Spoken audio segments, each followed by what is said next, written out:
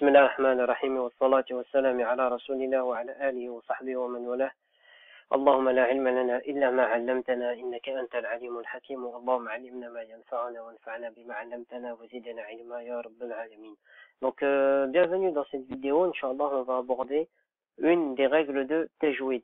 La règle du nun sakina et tanwin, c'est la règle, j'ai envie de dire, la plus importante. Ça veut dire si vous maîtrisez les règles du nun sakina et tanwin, on peut dire que, d'après ce que me disaient mes chouyours, on peut dire que vous avez maîtrisé plus de 60% du tajwid. Parce que, en fait, c'est la règle, on va dire, la plus importante, on va dire, et la plus compliquée un peu à assimiler pour des débutants. D'accord? Donc, qu'est-ce que nous dit cette règle?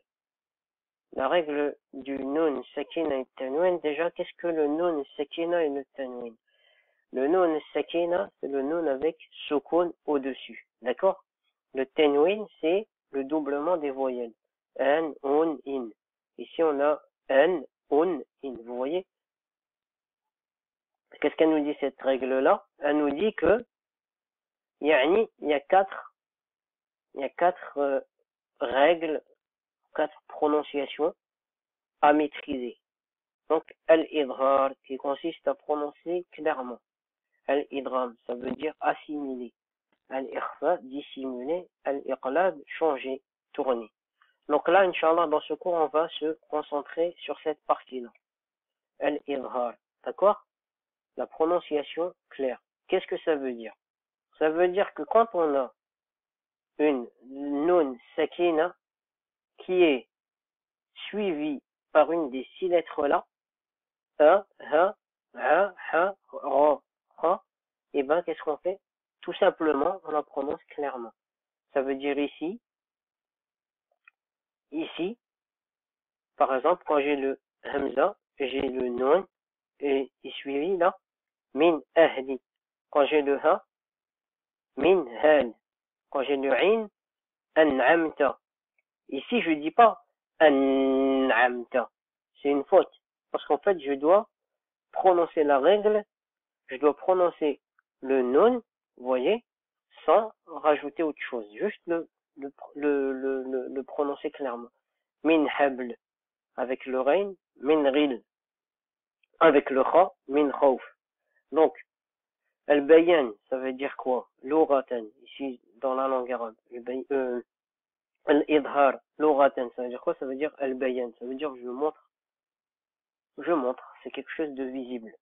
Istilahan, ça veut dire dans la science du tajwid, c'est إخراج النون السكينة من مخارجها من غير غنة زائدة عند حروف الحلق. Donc ici, ce qu'on appelle les lettres de l'halq, c'est les lettres qui sortent par le haut de la bouche, d'accord? Donc là, le haut de la gorge, pardon. Là, on a vu la règle. La règle, qu'est-ce qu'elle nous dit? Elle nous dit quand le nun sakina, il est suivi de ces lettres-là, je fais quoi? Je le prononce clairement sans rajout. Que ce soit le tanwin ou le nun sakina, d'accord? Donc là, on va reprendre notre objectif qui était de lire Suratul Kahf. Donc, on fait comme d'hab le focus sur la partie que l'on doit ici lire, d'accord? Donc ici, on va lire et en se concentrant sur la nouvelle règle qu'on a vue. Donc, أعوذ بالله من الشيطان الرجيم. إذ أوى الفتية إلى الكهف فقالوا ربنا آتنا من لدنك رحمة وهيئ لنا من أمرنا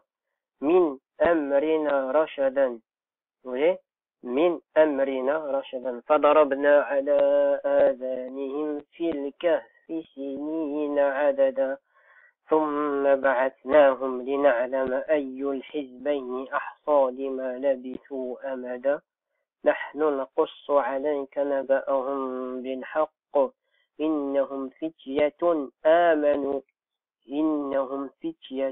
آمنوا بربهم وزدناهم هدى وربطنا على قلوبهم إذ قاموا فقالوا ربنا رب السماوات والأرض لن ندعو من دونه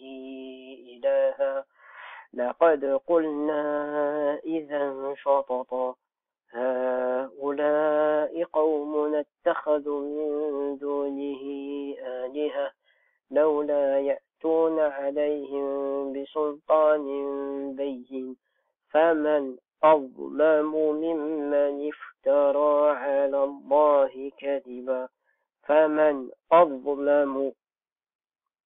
D'accord? Vous avez vu le vocabulaire. إذ أوى الفتية إلى الكهف فقالوا ربنا آتنا من لدنك رحمة وهيئ لنا من أمرنا رشدا.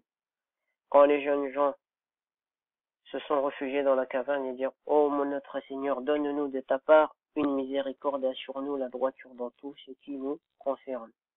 Ici, فضربنا على آذانهم في الكهف سنين عددا.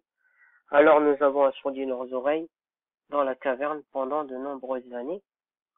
ثم بعثناهم لنعلم أي الحزبين أحصى لما لبثوا أمدا. Ensuite nous les avons ressuscités afin de savoir lequel des deux groupes saurait le mieux calculer la durée exacte de leur séjour. نحن نقص عليك نبأهم بالحق إنهم فتية آمنوا بربهم وزدناهم هدى. Nous allons te raconter le récit en toute vérité, ce sont des jeunes gens qui croyaient en leur Seigneur. Nous leur avons accordé le plus grand moyen de se diriger dans la bonne voie. وربطنا على قلوبهم إذ قاموا فقالوا ربنا رب السماوات والأرض لن ندعو من دونه إلها لقد قلنا إذا شططا. Nous avons fortifié leur cœur lorsqu'ils s'étaient levés pour dire notre Seigneur est le Seigneur des cieux et de la terre, jamais nous n'invoquerons de divinité en dehors de lui, sans quoi nous transgresserions dans nos paroles. هؤلاء قوم اتخذوا من دونه آلهة لولا يأتون عليهم بسلطان بين فمن أظلم ممن افترى على الله كذبا فمن أظلم. Et voilà, nos concitoyens ont adopté en dehors de lui des divinités que n'apporte-t-il sur elles des preuves évidentes, quelle pire injustice, donc celui qui invente un mensonge contre Allah. Voilà cette petite vidéo. Vous venez de voir Al-Idrar. Ce que je vous conseille, c'est de prendre votre petit carnet et de suivre un petit peu, de noter un peu tout ce qu'on vient de voir. Écrivez-le à votre sauce, et mémorisez cette règle. Parce que vous avez, alhamdoulilah, les retours que j'ai pu avoir par rapport à la lecture, c'est que maintenant, beaucoup savent lire, et ils lisent très bien, masha'Allah.